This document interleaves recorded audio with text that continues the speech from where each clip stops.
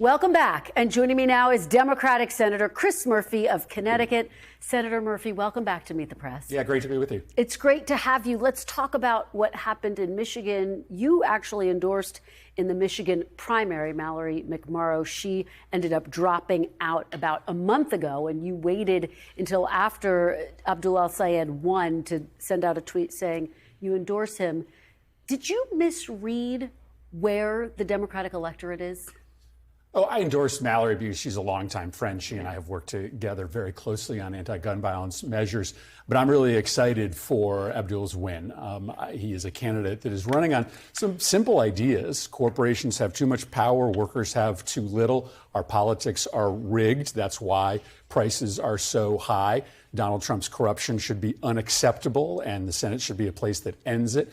So I think you'll see a lot of my colleagues in Michigan. I'll be there supporting him because he's presenting a strong contrast with a candidate who is pro-corporate, who is pro-Trump, who is pro-war. I think he's going to do incredibly well in that campaign.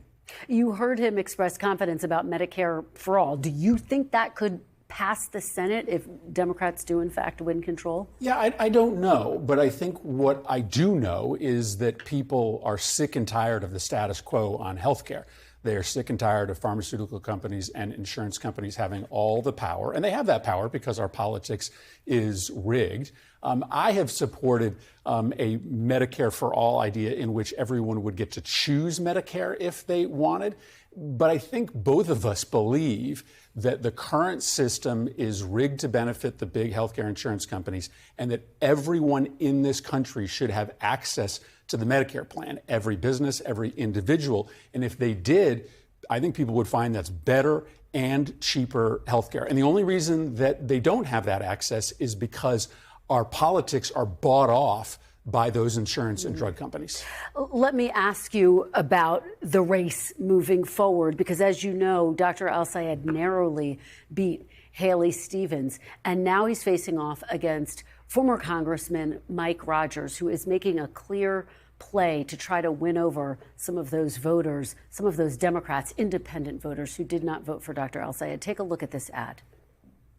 If you're among the majority of Democratic voters that woke up on Wednesday feeling, well, hopeless, because the person who won does not represent your values, well, just know there is still hope. Michigan deserves a senator who is ready to sit with you, hear from you, and represent you.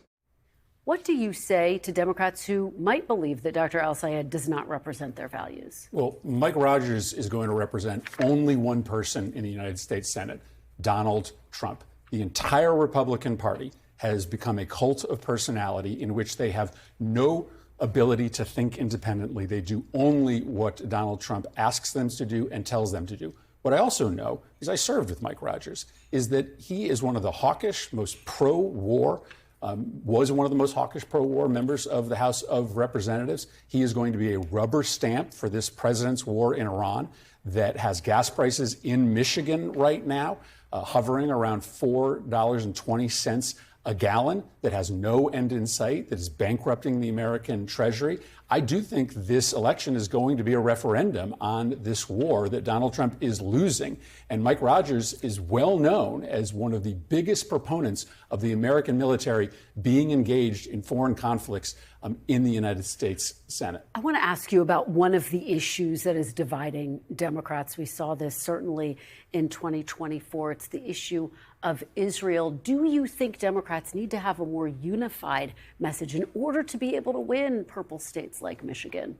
Well, listen, here's my view. I want there to be a strong U.S.-Israel relationship. I support Israel. I cannot support this government's actions. They are not aligned with U.S. national security objectives. And so I think that until we have a different government and a different policy in Israel, it's going to be hard for people like me that want a Palestinian state side by side with a Jewish state in the region to support continuing to send arms to Israel.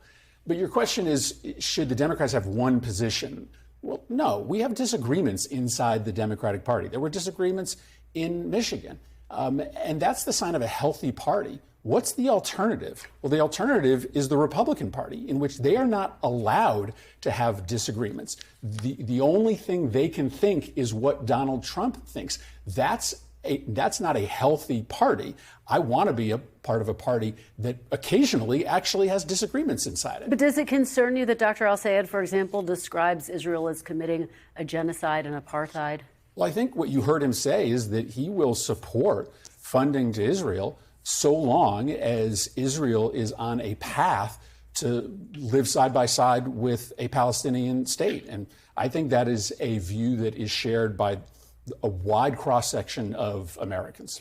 I want to ask you about Iran. You have been clear that you want the war to end.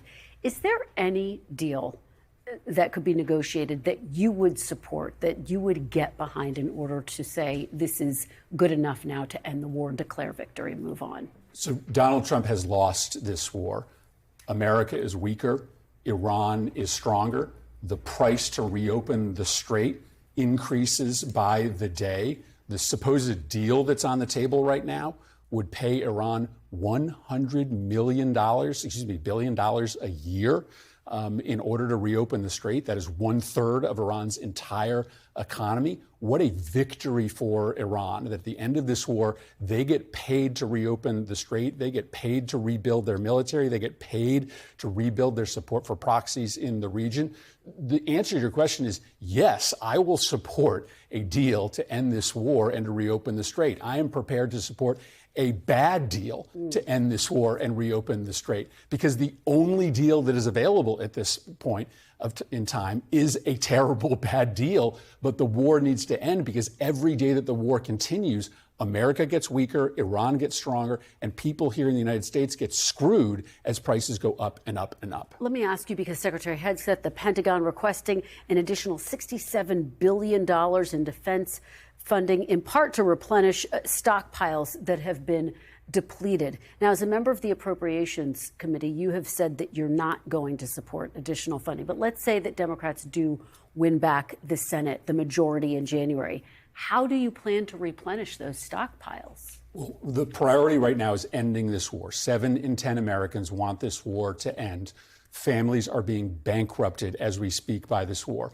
As kids are going back to school, families are realizing that filling up lunchboxes this year is going to cost them $4,000 more than it did last year. That is mostly because of this war. So no, I am not going to support funding to keep this war going.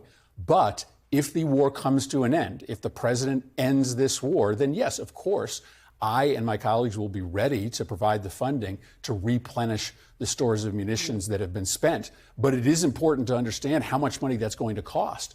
We have used up almost all of our interceptors, the majority of our Tomahawks. We have put the United States in a dangerous position. We have allowed Russia and China to imagine things that they couldn't have imagined earlier because of our inability to defend ourselves and our allies. So the priority is ending this war. And no, I'm not going to support additional funding. And I don't think my Democratic colleagues are going to support additional funding to fund a continuation of a war that is destroying American credibility and destroying American families. All right. Senator Chris Murphy, thank you so very much for being here. We really appreciate it. Thank you.